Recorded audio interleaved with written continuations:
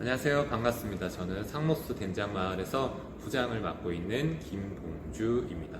자, 오늘은 저희 상록수 된장마을에 있는 막된장 키트를 이용해서 우리가 간단하게 막된장을 한번 직접 같이 만들어 보는 시간을 가지도록 하겠습니다. 여기 안에 만들 수 있는 재료라던가 도구가 다 들어있기 때문에 별도의 도구나 준비물이 필요 없이 간단하게 만들 수 있으니까 지금부터 저랑 같이 막된장을 한번 직접 만들어 보도록 하겠습니다.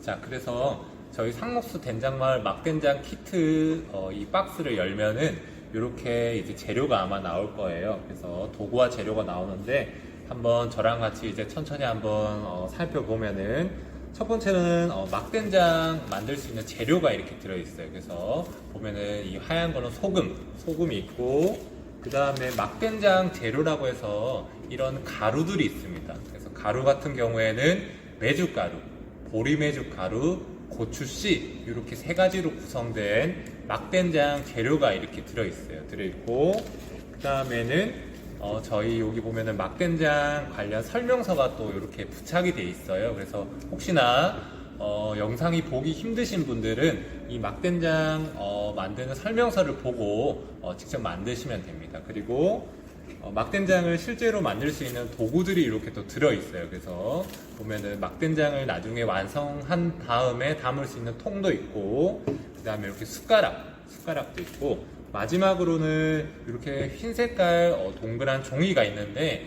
이 종이는 유산지라는 종이에요. 그래서 막된장이 다 완성이 된 다음에 막된장이 제일 완성이 된 다음에 표면에 찰싹 붙이는 정도로 쓸 겁니다.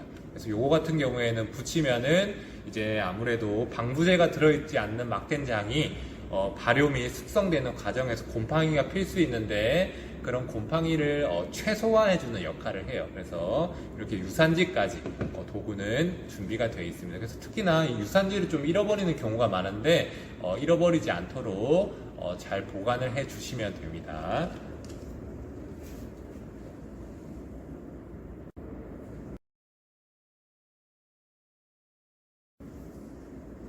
자, 그러면 지금부터 막된장을 직접 한번 만들어 보도록 하겠습니다. 일단은 유산지라던가 아까 설명서, 이 스티커는 잠깐 옆으로 치워두고 직접 한번 만들어 볼 텐데, 이렇게 빈통에 보면 영상에는 잘 보이실지 안 보이실지 모르겠지만은 막된장 물량이라고 이렇게 표시가 돼 있어요. 그래서 이 막된장 물량만큼 일단은 물을 먼저 부어줍니다. 물을 먼저 부어주세요. 그래서 막된장 물량에 맞추어서 일단은 물을 부어줍니다.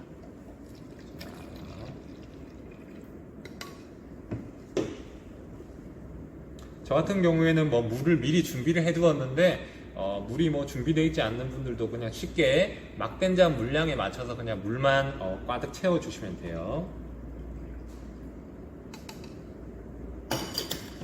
그래서 이렇게 막된장 물량에 맞춰서 물을 부은 다음에 첫 번째로는 여기 소금을 전부 다 부어주시면 됩니다. 그래서 소금 같은 경우에도 여기 비닐에 보면 다 뜯는 홈이 있어요. 그래서 뜯는 홈을 찾아서 이렇게 뜯은 다음에 소금을 전량 다 부어주세요. 소금을 이렇게 전부 다 부어주고, 두 번째로는 여기 동봉된 숟가락이 있습니다. 그래서 숟가락을 이용해서 먼저 소금을 조금 녹여주시는 거예요. 그래서 소금을 방향은 상관없습니다. 방향은 상관없고 그냥 육안으로 봤을 때 소금이 다 녹았다 싶을 정도까지 잘 섞어주시면 돼요.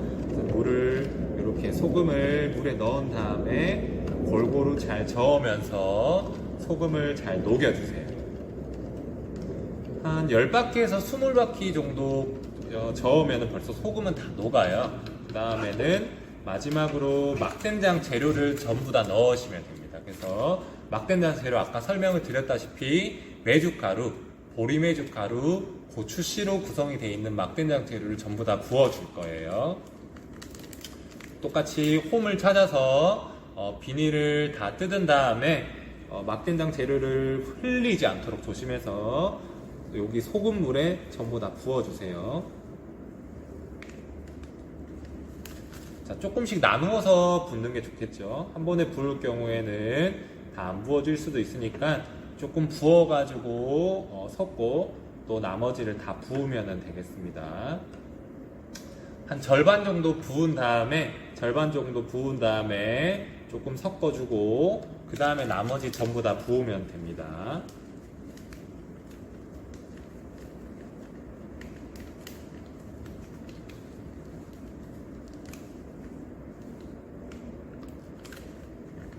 자, 그래서 동일하게 여기 막된장 아까 저었던 숟가락으로 골고루 잘 섞어주세요.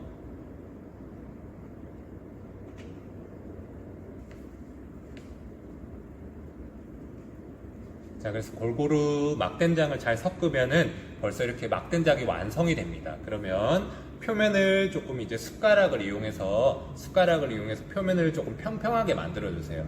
왜냐면 막된장 여기 섞은 다음에 이 사이사이에 이제 공기가 들어가지 않도록 표면을 조금 꾹꾹 눌러서 평평하게 만들어 주세요. 평평하게 만들어 준 다음에 그 다음에 혹시나 막된장을 만들면서 여기 통의 입구에 막된장이 묻었다면은 티슈를 이용해서 조금 닦아주시면 좋습니다.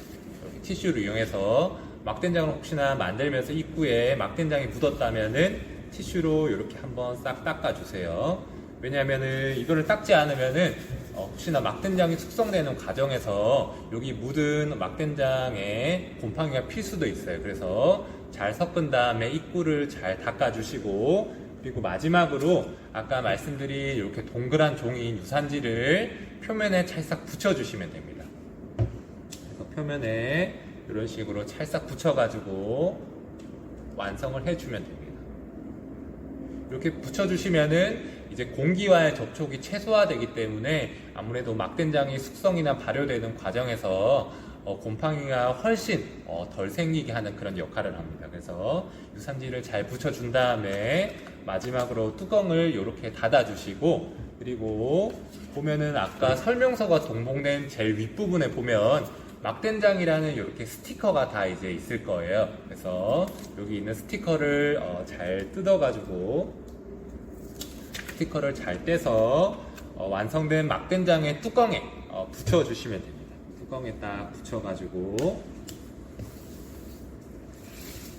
보면은 이 스티커에 보면 이름과 만든 날짜를 쓰는 칸이 있어요. 그래서 만드신 분의 성함을 쓰시고, 그 다음에 예를 들어서 오늘 만든 날짜를 쓰면 좋겠죠. 그래서 만든 날짜를 쓴 다음에 요거를 바로 드시는 게 아니고 우리나라 전통 장류 같은 경우에는 반드시 숙성이나 발효되는 과정을 거쳐야 돼요. 그래서 만든 날로부터 약 한 달 정도 숙성을 시킨 다음에 드시면은 맛있게 드실 수 있고, 뭐 숙성 장소는 뭐 정해진 건 없지만은 우리가 소위 말하는 뭐 식탁 같이 그냥 뭐 우리 상온에 두시면 됩니다. 실온. 그렇기 때문에 식탁에 약 한 달 정도 두셨다가 바로 드시는 게 아니에요. 바로 드시는 게 아니고 숟가락으로 위아래를 잘 섞은 다음에 맛을 보시고 막된장이 잘 이제 숙성이 됐다 하면은 그 후로는 냉장고에 보관을 하고 드시면 됩니다. 냉장고에 보관하고 드시고, 예를 들어서 한 달 정도 뒤에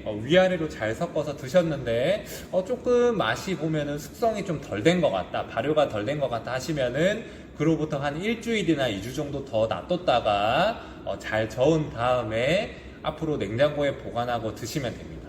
자, 만드는데 아마 뭐 어려운 내용은 없었을 거예요. 어렵진 않았지만은 혹시나 만들다가 어려운 점이 있었다면은 언제든지 저희 상록수 된장마을로 연락을 주시면 저희가 좀 더 자세하고 친절하게 가르쳐 드리도록 하겠습니다. 자, 그러면 오늘 막된장을 만드느라고 수고하셨고 고생하셨습니다. 맛있게 드세요.